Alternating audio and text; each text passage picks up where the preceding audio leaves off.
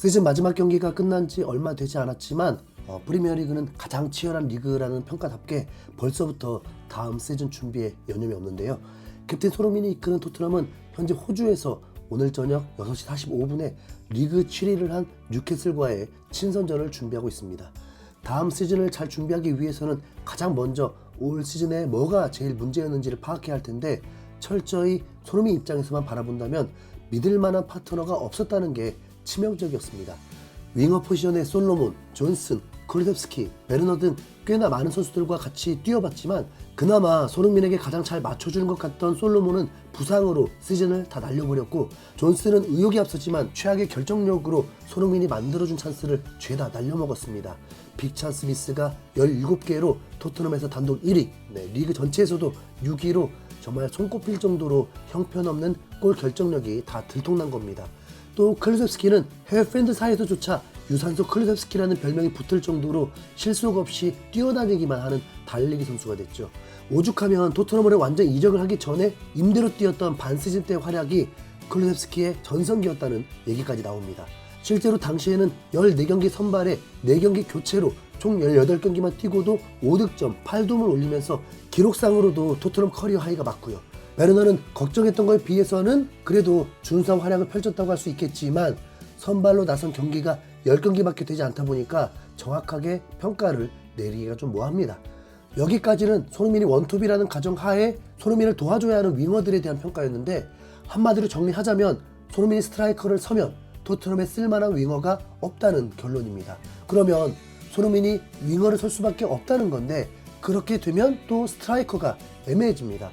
히샬리송이 토트넘 이적 이후에 최초로 11골을 넣으면서 나름 살아나는가 싶었는데 시즌 내내 부상과 수술 그리고 정신적인 문제를 호소하면서 우승 트로피를 노리는 팀의 일원으로서는 불만족스러운 모습을 보여줬거든요.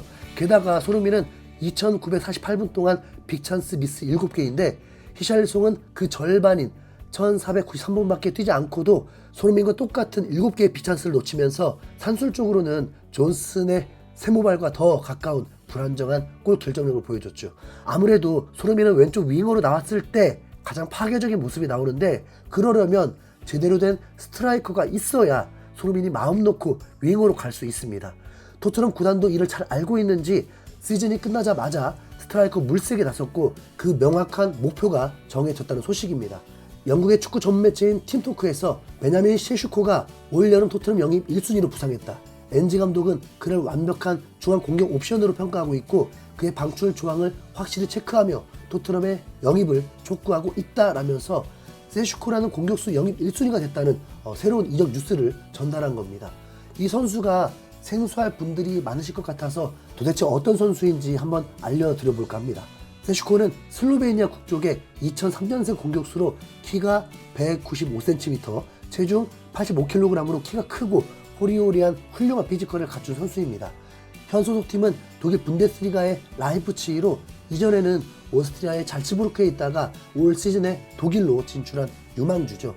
잘츠부르크에 있다가 라이프치히로 이적해서 프리미어리그로 입성하는 과정만 놓고 보면 울버햄튼의 코리안 가이, 황희찬과 비슷한 루트인데, 실제 잘츠부르크 시절에는 황희찬보다도 괴물 스트라이커인 홀란과 직접적으로 비교되면서 미니 홀란이라는 별명까지 붙었다고 합니다.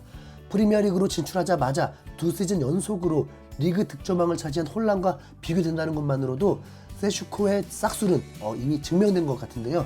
세슈코의 고향은 슬로베니아의 라데체라는 전체 인구가 2,000명을 겨우 넘는 작은 도시로 옆집에 숟가락이 몇 개인지까지 서로 알 수밖에 없는 아주 작은 동네였다 보니까 세슈코가 태어나기 전부터 마을 주민들이 모두 그 이름을 알고 있었다네요. 동네 팀에서 골키퍼를 맡았던 아버지를 따라서 주말마다 동네 축구 경기에 참석하던 세슈코는 아버지와 달리 공을 막는 것보다는 골대 안으로 공을 집어넣는 훈련을 더 좋아했죠. 얼마 지나지 않아서 온 동네는 세슈코의 재능이 범상치 않다는 사실을 깨닫게 됐습니다. 그의 이름은 금세 유명해졌고 14살의 나이로 U15팀에서 23경기 59골이라는 경이로운 득점력을 과시하기도 했습니다. 자연스럽게 세슈코의 이름은 라데체를 넘어서 이웃 동네까지 퍼지게 됐고, 그 결과 63km 정도 떨어져 있던 둠잘레까지 새로운 유망주에 대한 소문이 전해졌습니다. NK 둠잘레라는 지역팀에서 세슈코를 가르쳤던 유소년 코치 알레스 메즈나르치치는 모두가 세슈코가 누구인지 알고 있었다. 그래서 우리는 그를 이곳으로 초대했고 그의 재능을 개발할 수 있는 좋은 조건을 제공했다라면서 15살의 어린 세슈코를 영입한 이유를 설명했죠. 이때부터 세슈코는 가족들의 품을 떠나서 기숙학교에서 생활하면서 축구 선수로서 살아가게 됐고 이런 경험을 통해서 정신적으로 성숙해지는 데 큰 도움을 받은 것 같네요. 알레스 코치는 당시 세슈코의 모습을 회상하면서 세슈코는 그다지 외로워 보이지 않았다. 긍정적인 성격 덕분에 다른 선수들과 좋은 관계를 맺었고 빠르게 친구들을 사귀었다. 코칭 스태프들과 구단 관계자들은 그에게 많은 지지를 보내줬다. 우리는 어린 선수들이 훈련과 경기에만 집중할 수 있는 환경을 제공했다라면서 구단의 전폭적인 지지 아래 세슈코가 낯선 환경에 문제 없이 적응할 수 있었다고 밝혔죠. 살짝 자기 구단 홍보가 들어간 것 같지만 그 정도는 애교로 이해하겠습니다. 중학생 정도의 나이 때부터 이미 축구 선수로서 프로페셔널한 태도를 갖추고 있었던 세슈코는 둠잘레에서 보낸 1년 동안 슬로베니아를 넘어서 유럽 전체에서 주목을 받는 선수가 됐는데요. 도르트문트, 유벤투스, 맨시티, 아약스 등 네로라는 클럽들이 그에게 관심을 보였습니다. 그러나 세슈코의 선택은 잘츠부르크였죠. 가장 큰 이유는 바로 세슈코보다 3살 많은 선배인 홀란이 당시 잘츠부르크 1군에서 맹활약하면서 훌륭한 롤모델이 되어줬기 때문입니다. 잘츠부르크로 이적한 세슈코는 서두르지 않고 1년 동안 2군 팀인 리버링에서 임대 생활을 시작했고 29경기에서 21골을 폭발시키면서 2부 리그 전체에서 득점 순위 2위를 기록하는 놀라운 활약을 했습니다. 불과 16살의 나이에 2부 리그 득점왕 경쟁을 하는 대단한 재능을 제대로 보여준 겁니다.